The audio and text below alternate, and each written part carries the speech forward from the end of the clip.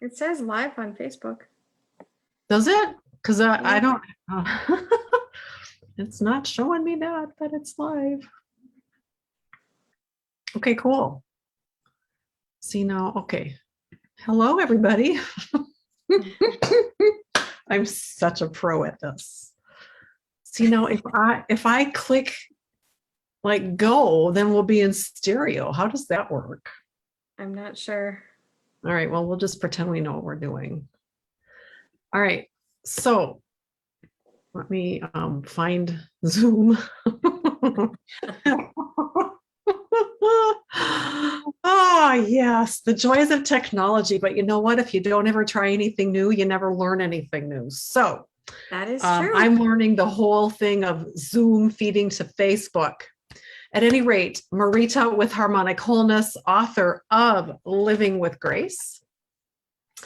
And I am joined by Kristen Scanlon. She is a guest today to kind of tease you into coming on board to our little party that's happening. Oh my God, it's like happening a week from Friday, 10 days. Okay. It's like coming, like it's here. So I kind of wanted to chat with Kristen just to get her kind of all excited about being in the public eye again, because she was kind of involved 2 years ago, because this is a 2-year anniversary party. All right. And I just confirmed another guest this afternoon, and I'm still waiting to hear from. I'd like my editor to come on board actually, because she's got a kind of a fun story about cats and how her life changed as a result of working with the book. But Kristen is going to join us on Friday, the evening section, with a segment called Ask Grace Anything. And, you know, that's pretty cool. You can't plan for what's going to happen. It's live, nope. In person, and what's going to happen. Yeah. So let's see. What do I want to ask you, Kristen? I guess what has happened in the last 2 years that you feel your involvement or your role that you played not only in Grace and my life, but in the whole transition and then even later when we met after she had passed and like it ended up in the book. Right. So what's happened for you? How has it impacted your life? Like, just kind of go with that and see where we end up. You know, I think for me, when we were at the park that day, and I was, you know, I was talking to Grace and relaying her messages, and she kept saying, "Give yourself some damn grace. Like, give yourself some grace." Yeah. And she was very, very adamant about that. And let yourself be human. Let yourself have flaws. Let yourself, you know, we make mistakes. We don't always know what to do. We don't always know what to say. We don't always know how to act. And there isn't anybody in this world that truly knows that. Nobody's ever going to be perfect. And in the situation that I was in at the time, and even now getting out of that situation, I learned to give myself grace. And even now, it's very much about, okay, I didn't do that because I'm a perfectionist in my life. I hold myself to a very high standard of, I have to say the right thing. I have to do the right thing. And if I don't, I beat myself up for it. And, you know, nobody can live up to that standard. Right. I can't live up to my own standard. And I don't expect anybody else to, but, the words are always like, give yourself grace, give yourself grace. And that has stuck with me for ever since we had that discussion. Right. So because of it, I have been able to do a lot of healing work around the relationship I was in, and getting out of that relationship and allowing myself to be like, whether I knew or whether I didn't, it doesn't matter. I have to give myself grace that it was what it was, and take the steps needed to continue to give myself grace and moving into a different space in my life, and giving myself grace for that, because I'm navigating new waters, and to really embrace what I want and to honor my wishes. Because Grace really, I think she taught us all to honor the wishes of the being that's going through the situation. Whether you wanted her to stay or leave, it wasn't about that. It was about what she needed at the time. And what she wanted. And it's okay to want those things. It's okay to say, no, I'm not ready yet. Even though it's clearly time, for her, I was there I was there a little bit before that, the dying process, but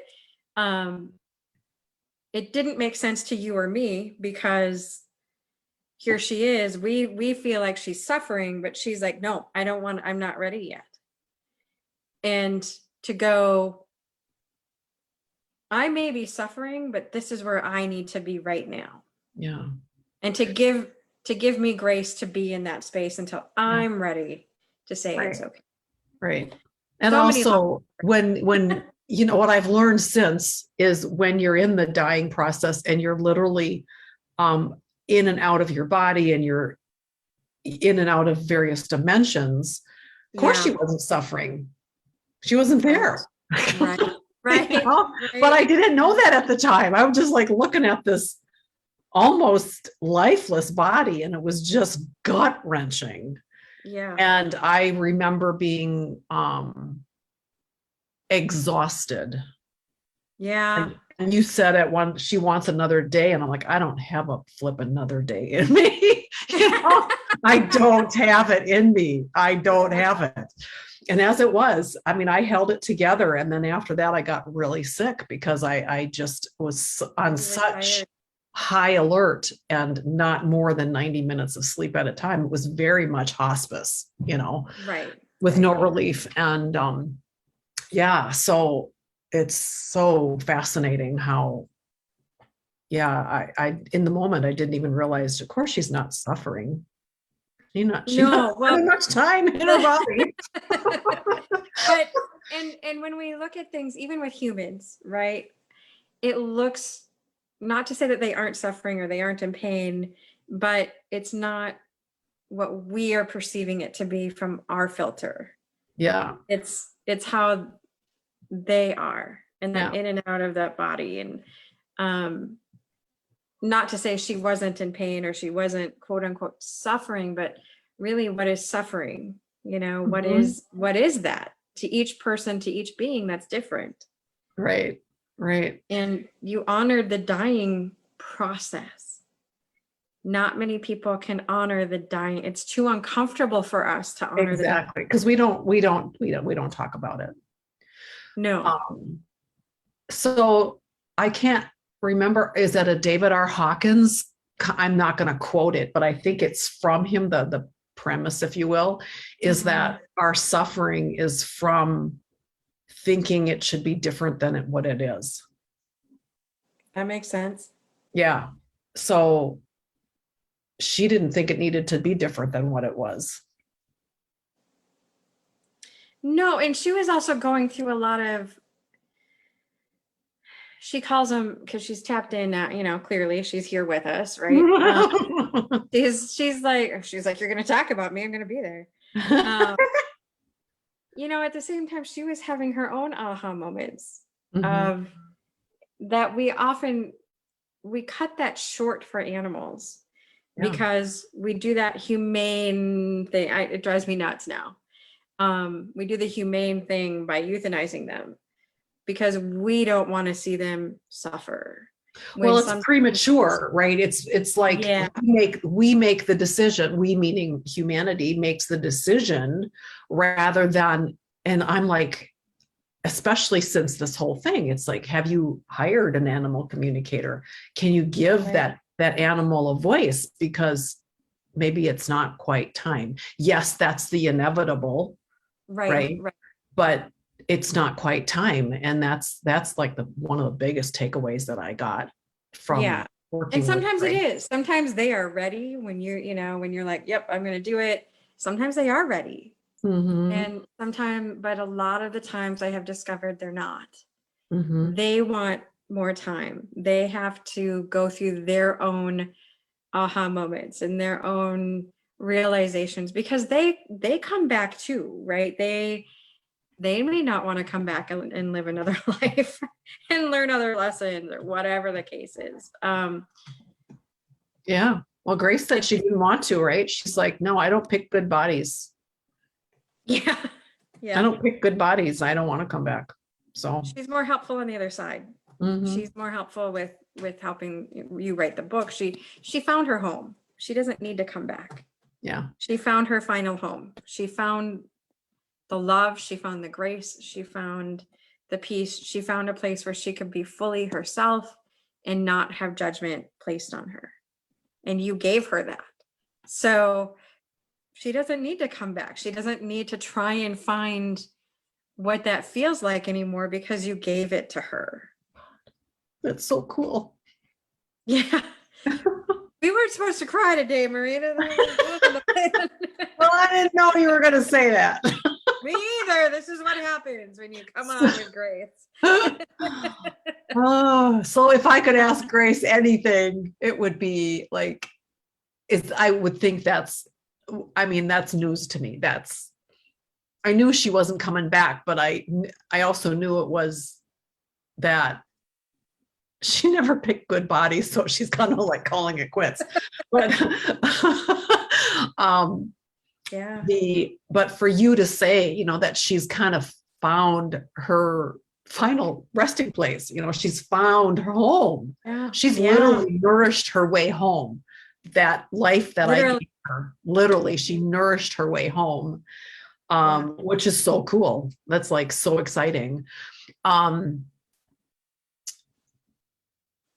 I am very curious, like, if I could ask Grace anything, I would ask like lots of questions, but one of them is, because we're like talking about celebrating her book, which in my opinion, which is kind of why I want to do it, the whole book, not promotion, but the whole thing that comes around a book launch got really cut short with John's illness and death. Like, I was literally pulled out of a Barnes and Noble event to go to emergency.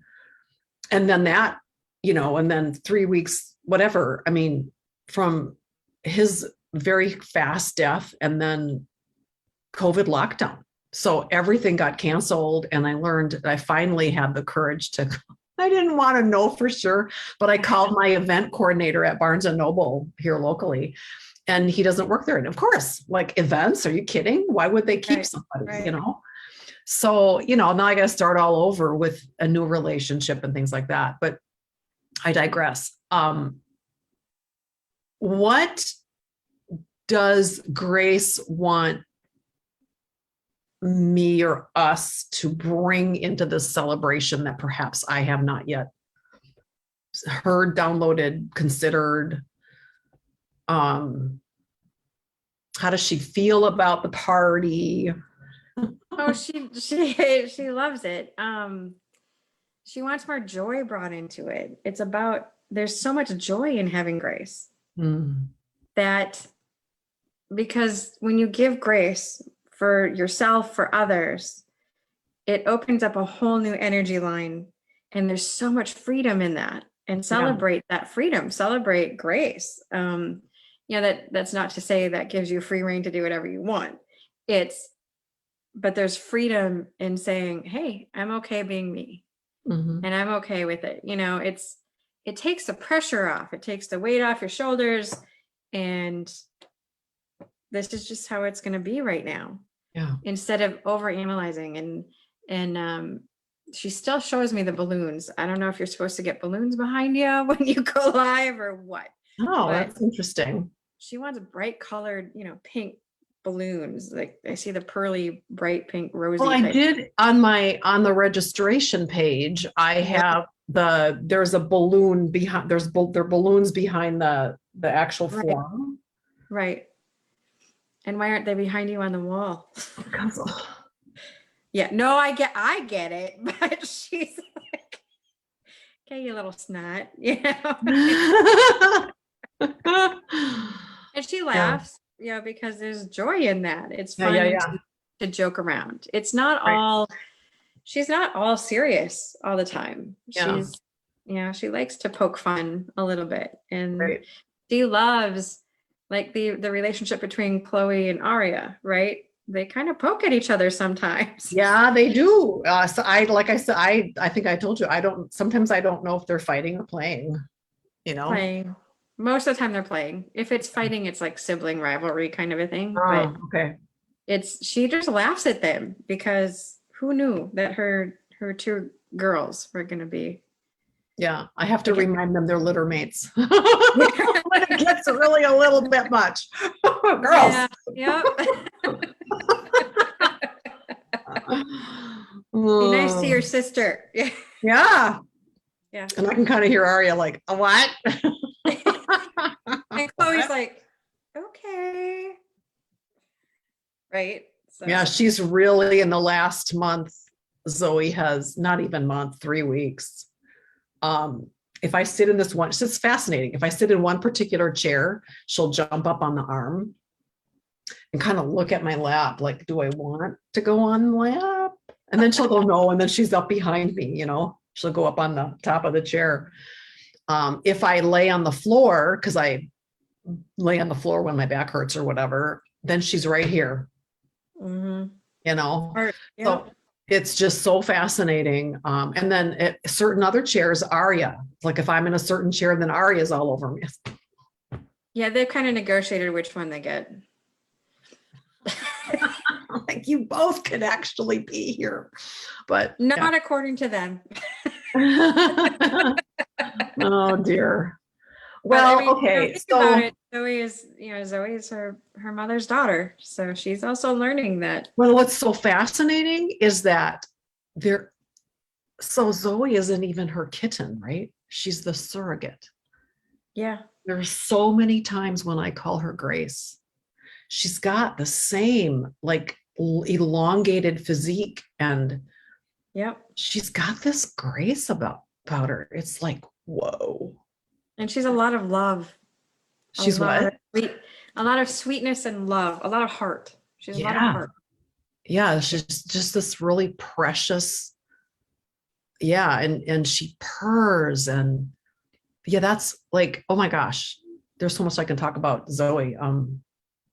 It's been amazing to watch her change over the last since I got her, Yeah.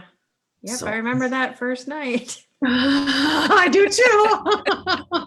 That's another story for another time. That's another story. Yeah. But and Grace is she's looking down and her kids, and she's part of it too. She's nestled. It's interesting because she shows me kind of like curled up, how cats curl up and make themselves kind of small into a ball, right? You can't see what's the head, what's the tail. And she's just kind of nestled herself there in your heart. I mean, she's there. She's always there. Mm-hmm. And she's always with her kids, with her girls. Yeah. So sometimes she just sits and watches them. Nice. Yeah. Well, I think that's like a good amount of conversation for today. Yes. Yeah. I do want to mention that if you haven't registered for the event, I'm going to put the link in the comments. Your registration gets you one entry for some prize giveaways, because what's a party without little party favors? And I also am doing what I'm calling an ambassador for Grace. It's it's like in a thing where it's a hashtag, and if you promote, use the hashtag, and then you actually get another entry. And like, I'll just show you one thing.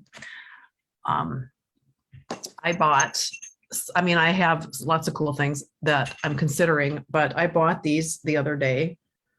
Ooh, I cool. know it's phantom quartz and this is a hematite inside.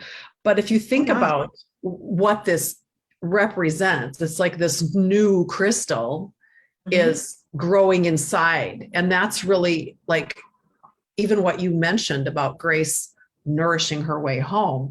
She became this new being inside of herself, so to speak.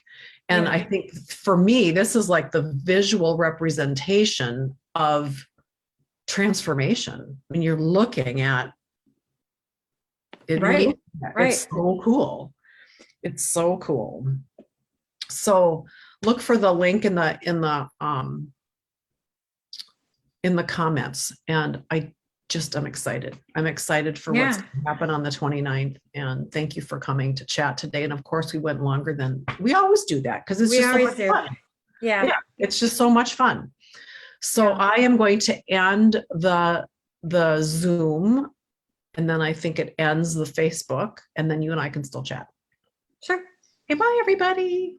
Bye-bye.